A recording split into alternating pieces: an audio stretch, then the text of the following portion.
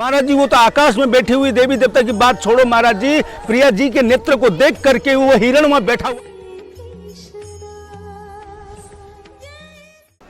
एक दिन श्री लाल जी श्री लाडली जी से प्रार्थना कर रहे हैं कि हे किशोरी जी, संध्या का समय है गयो है, कृपा करके आज वन विहार को पधारो। श्री श्री जी कहती हैं कि हे लाल जी आज कहाँ जाएंगे?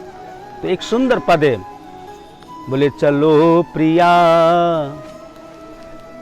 गेहवर बन की ओर, चलो रे प्रिया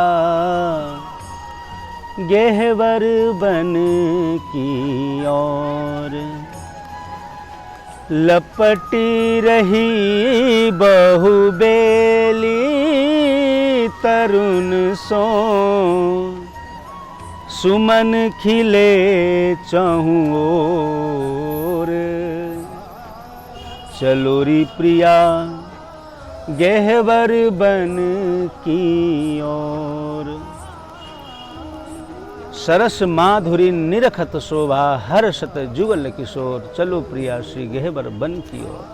श्री प्रिया लाल जी महाराज जी निज महल से प्रिया जी अष्ट सखे समेत, अनंत अनंत सखियां हैं वैसे, लेकिन प्रिया प्रीतम के जो प्रमुख सखियां रंग देवी, सुदेवी, ललिता, विशाखा, इंदुलेखा, तुंग विद्या, चंपकलता अथवा चित्रा, ये अष्ट सखियों को लेकर के महाराज जी निकलने को तैयार होती है। महाराज जी तब तक श्री रंग देवी जी आदेश देती हैं एक सखी को, वो सखी का नाम है फूल सखी। फूल सखी को कहती हैं कि प्रियालाल जी अब गेहवर वन की ओर आ रहे हैं, कृपा करके आप जाइए और गेहवर वन की शोभा को बढ़ाइए। फूल चले दो लाल बिहारी, श्री रंग देवी जी के भाव को सुन करके प्रिया प्रीतम फूली फूली होकर के, प्रफुल्ल मन होकर के, प्रसन्न होकर के निज महल से गेहवर वन की ओर, प्रिया जो प्रियतम के गले में गलवैयां देते हुए, एक सखी हाथ में चमर लिए हुए, दूसरी सखी हाथ में मोर पंख, तीसरी सखी महाराज जी जलझारी लेकर के, चौथी सखी महाराज जी हाथ में दर्पण लेकर, पंचम सखी महाराज जी हाथ में बीड़ा लेते हुए महाराज जी, और एक सखी फूल के पंखुड़ियों को बिछाते हुए महाराज जी। एक इसमें फूलों की पंखुड़ियों के विषय में एक लीला स्मरण आ गया, श्री जनक सुता का, श्री लाडली जी, श्री जानकी जी का। महाराज जी जब विवाह हुआ था ना श्री जानकी जी का, जब श्री जानकी जी का जब विवाह हुआ था तब माता कौशल्या ने फूलों को चयन किया था, और वो फूल कैसे थे महाराज जी? दूध के झाग से भी अत्यधिक कोमल पराग से युक्त वो पुष्प को चयन करके, जहाँ श्री जनक नंदिनी जी उतरेंगी पालकी से जैसे अंदर आना होगा, उस मार्ग में श्री कौशल्या माता ने महाराज जी उन पराग से भी अत्यधिक कोमल पुष्प को चयन करके वहां पर बिछा दिया है। महाराज जैसे किशोरी जी उतर के पालकी में से जैसे अंदर महल की ओर आ रही हैं, आते समय श्री माता कौशल्या की नजर श्री लाडली जी के नेत्र पे जा अटकी। श्री जानकी जी के वो नेत्र महाराज जी अंदर गड़ रहे थे। श्री जानकी जी के वो अधर है जो होष्ट हैं महाराज जी, वो सूखे जा रहे थे। मस्तक से पसीने की श्रमबिंदु जाकर के छलक रही थी। माता कौशल्या ने जाकर के पूछा है, हे बेटी, हे पुत्री, ये जो तुम्हारा ये जो अंग जो तुम्हारे जो सूख रहे हैं, अंदर गड़ रहे हैं, क्या हो? कोई दिक्कत है, कोई परेशानी है, कोई कष्ट हो रहा है? बोले हे माँ, ये पुष्प है ना मुझे चुभ रहे हैं। क्या कह रही है? वो पुष्प जो दूध के झाग से भी अत्यधिक कोमल, वो श्री प्रिया जी को चुभ रहे हैं। तो वो सखियों ने, हमारे जो अष्ट सखियां हैं, उन अष्ट सखियों ने जिन फूल सखी को आदेश दिया था, तो आप सोचो कि प्रियालाल जी दोनों आ रहे तो उस जगह पर कैसा फूल बिछा होगा। वो ब्रह्माचल पर्वत महाराज जी मणि माणिक से सुसज्जित हो गया।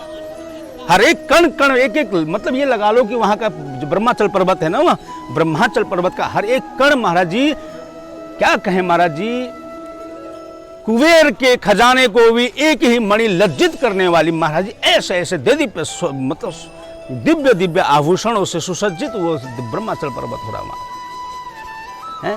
जितने भी लता पता वड वृक्ष इत्यादि जितने भी महाराज जी, वो सब झुके हुए हैं। लटकती फिरत जो वन मद माते, चंपक बीथिन चंपक बरनी।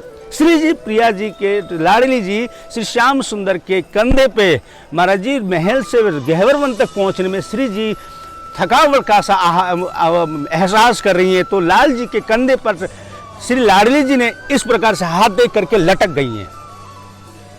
ऐसा लटकन हो रहा है श्री जी, वो जो चलन है, वो चलन को देख करके महाराज जी हंसा गवनी राजत रवणी क्रीड़ा कमनी श्री राधे, वो चलन ऐसा चल रही है श्री जी महाराज। वो चलन को देख करके महाराज जी आकाश में बैठे हुए जितने भी देवी देवता हैं, विमानों में बैठ करके श्री जी के उस चलन को देख रही हैं महाराज जी। वो तो आकाश में बैठी हुई देवी देवता की बात छोड़ो महाराज जी, प्रिया जी के नेत्र को देख करके वो हिरण वहां बैठा हुआ था, वो मूर्छित हो गए। श्री प्रिया जी के उस चलन को देख करके महाराज जी हंस भी लज्जित हो जाता है, बलिहार करने लग जाता है महाराज जी, ऐसे महाराज जी। और मैंने आपको ये बोला था जितने भी वहां के बट वृक्ष इत्यादि जितने भी महाराज जी वो झुके हुए हैं,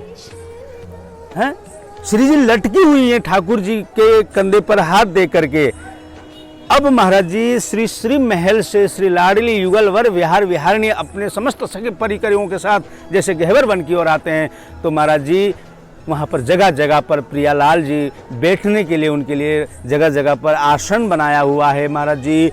वहाँ के जितने भी पेड़ पौधे हैं, उन पेड़ पौधों की शोभा को देख करके श्री जी अत्यधिक आनंदित होते हैं। उन पेड़ों को पेड़ के डालियों को पकड़ करके महाराज जी उनमें से जो फल फूल इत्यादि जो भी मिलते हैं उनको चयन करके अत्यधिक प्रसन्न होती हैं। और वो जो वृक्ष है महाराज जी वो कोई साधारण नहीं है, वो भी श्री जी के सहचरियों में से ही एक है जो श्री जी को सुख देने के लिए। महाराज जी एक बात और बात ध्यान देना, यहाँ पर है ना सखियों का अपना सुख नहीं है।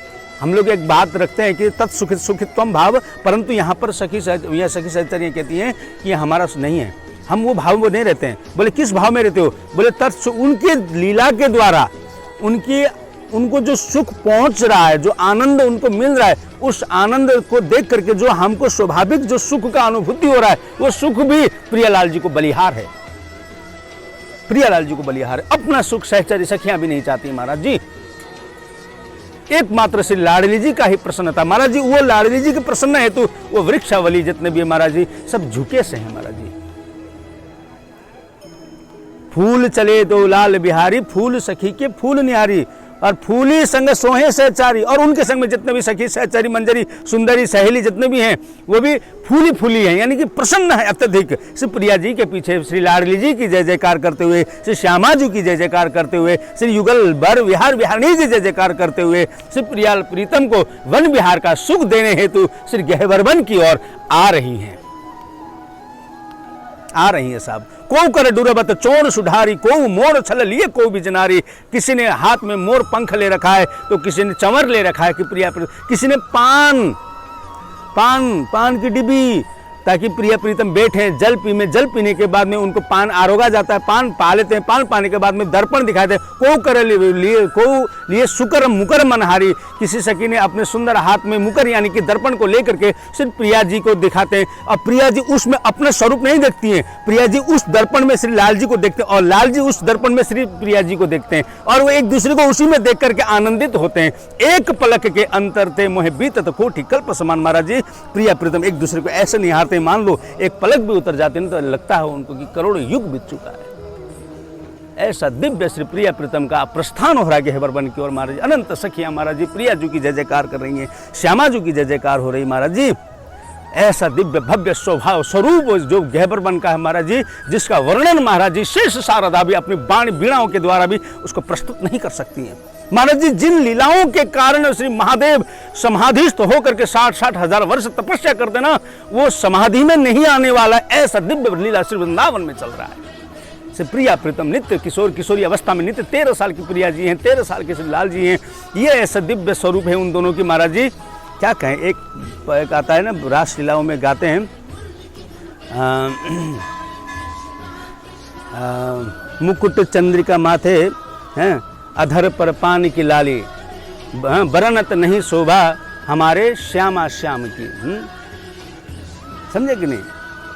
प्रिया प्रीतम की ऐसी दिव्य लीला महाराज जी, इसका वर्णन नहीं किया जा सकता है। जितना हम आपको धीरे धीरे करके रोज़ थोड़ा थोड़ा सुनाएंगे। अभी वर्षा हो रही है राधे, है ना, अभी हम लोगों को जानते क्योंकि अभी स्नान इत्यादि भी करना है।